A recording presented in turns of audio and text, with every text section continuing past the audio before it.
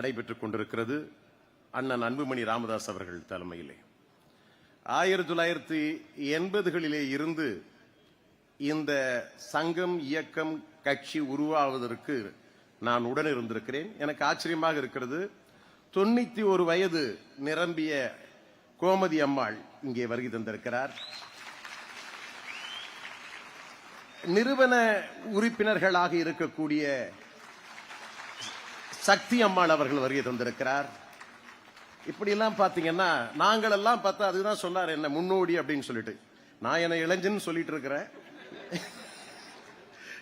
என்ன கோமதி அம்மாளுக்கு சக்தி அம்மாளுக்கு இணையா ஆலைமணி சொல்லிட்டு போயிட்டு இருக்காரு.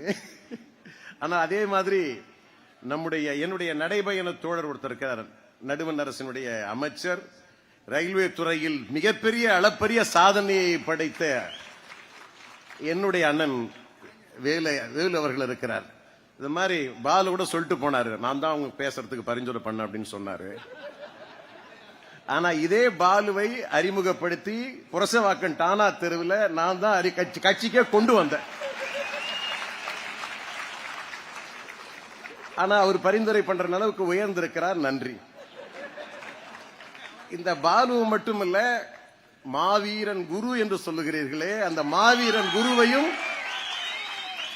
இந்த செங்கல்பட்டு மாவட்டம் மாமல்லபுரத்தில் இருந்து சென்ற CR பாஸ்கரன் தான் அழைத்து வந்து மிகப்பெரிய மாநாடுகளை நடத்த வைத்து இந்த இயக்கத்தினுடைய ஒரு மாபெரும் தூணாக உருவாக்கினேன் என்று நான் சொல்ற பெருமையாக சொல்லிக் கொள்ளவில்லை. இப்படி பல பேரை உருவாக்க நீங்க இன்னைக்கு எனக்கு பிரமிப்பா இருக்கு. காரணம் என்னவென்று சொன்னால், அன்னைக்கு நாங்க தேடி தேடி போய் கூப்பிட்டு கட்சி நடத்துவோம், சங்கம் நடத்துவோம். ஆனால் இன்றைக்கு பிரமிக்க வைக்கிறது, இவ்வளவு பேர் இருக்கிறீங்க. இதை வைத்துக் கொண்டு அண்ணன் அன்புமணி அவர்களை நாம் ஆள வைக்க முடியவில்லை என்று சொன்னால், தனிப்பெரும் சமூகம், இளைஞர் சக்தி, இந்தியாவிலேயே இளைஞர் சக்தி வாய்ந்த ஒரு இயக்கம் எதுவென்று சொன்னால் அது பாட்டாளி மக்கள் கட்சி. இதை ஆரம்பத்திலே இருந்து கட்டமைத்தவர் யார் என்று சொன்னால் நம்ம குலதெய்வம் குலசாமி மருத்துவர் ஐயா தான். அதிலே மாற்று கருத்துக்கள் கிடையாது.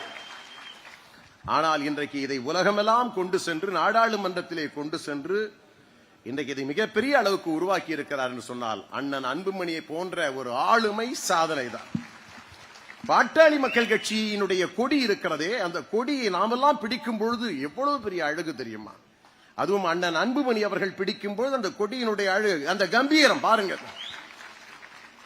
எதிரிகள் சொல்லுகிறார்கள், எதிர்கட்சிக்காரர்கள் சொல்லுகிறார்கள், நாம் பாட்டாளி மக்கள் கட்சி கொடியை ஏந்துகிற பொழுது தி பினாமினல் பியூட்டி என்று சொல்லுவார்கள், தனி அழகு. அன்புமணி ராமதாஸ் தலைமையிலே பாட்டாளி மக்கள் கட்சி கொடியை பிடித்துக் கொண்டு நாம் செல்லுகிற பொழுது அந்த நடைபயணத்தில் நான் பார்த்தேன். அந்த நடைபயணம் காந்தியடிகள் நடைபயணம், தண்டி யாத்திரை வெற்றி. வினோபா அவர்கள் நடைபயணம், பூமிதான இயக்க தலைவர் வினோபா அவர்கள், அது நடைபயணம் வெற்றி. பேசும்போது ஆலைமணி சொன்னார், மாசே தூங்கினுடைய நடைபயணம். அதை விட தாண்டி தமிழகத்தினுடைய சீரழிப்பாளர்கள், திராவிட முன்னேற்ற கழகம் இந்த தமிழக மக்களுக்கு செய்து வருகிற கொடுமைகளை, உரிமை மறுப்புகளை எதிர்த்து இதோ மருத்துவர் அன்புமணி ராமதாஸ் அவர்கள் செய்கிற உரிமை மீட்பு பயணம்,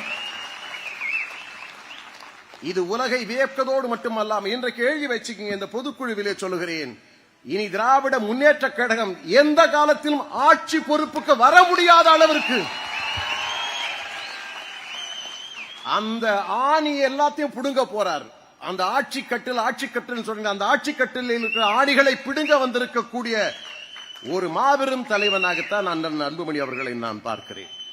ஆகவே நாங்கெல்லாம் மூத்தவர்களாகத்தான் நாம் சொல்லுகிறோம், இளைஞர் பட்டாளமே அவர் நமக்கு வழிகாட்டுவார். நம்ம 5% 6% அப்படின்லாம் கிடையாது, நாமே தீர்மானிக்கிற சக்தி. ஏற்கனவே நாம் தீர்மானித்தோம் யார் ஆள வேண்டும் என்று சொல்லி.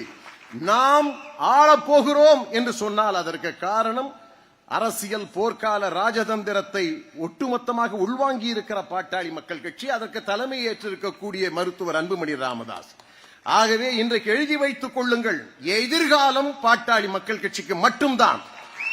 ஏன் என்று சொன்னால், இதோ இங்கே தேர்ந்தெடுக்கப்பட்ட நம்முடைய தலைவன் இருக்கிறானே, ஒருங்கிணைந்து அவரை தேர்ந்தெடுக்கிற பொழுது உங்கள் முகத்திலே ஏற்பட்ட அப்பேற்பட்ட ஆனந்தம், ஆர்ப்பரிப்பு, இளைஞர்களின் கொண்டாட்டம், இப்படிப்பட்ட ஒரு தலைவன் தான் இந்த சமுதாயத்தை வழிநடத்த வேண்டும் என்று சொல்லி இந்த இளைஞர் சமுதாயம் தீர்மானித்திருக்கிறதே, இதை விட என்ன பெரிய, இதை விட ஒரு வலிமை இருக்கிறதா?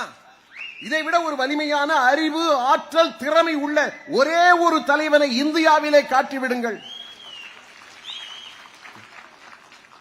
ஆங்கிலம் பேசுவதிலும் அற்புதம்.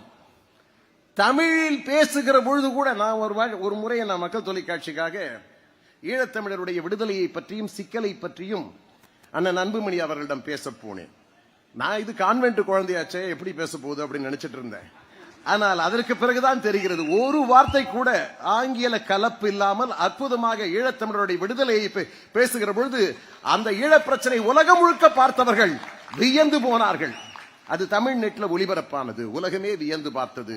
ஈழ சிக்கலுக்கு இப்படிப்பட்ட ஒரு தீர்வை சொன்ன ஒரு மாபெரும் தலைவனாகத்தான் அன்புமணி அவர்களை பார்க்கிறார்கள். ஆகவே நமக்கு எதிர்காலம் இருக்கிறது, பாட்டாளிகளுக்கு எதிர்காலம் இருக்கிறது, தமிழகத்திற்கு எதிர்காலம் இருக்கிறது, அனைத்து சமூகங்களுக்கு எதிர்காலம் இருக்கிறது என்று சொன்னால் அதை தீர்க்கக்கூடிய ஒரே ஒரு மிகப்பெரிய சக்தியாக அண்ணன் 108 அன்புமணி அவர்கள் இருக்கிறார் என்பதை மறந்துவிடக் கூடாது என்று சொல்லி வாய்ப்புக்கு நன்றி கூறுகிறேன்.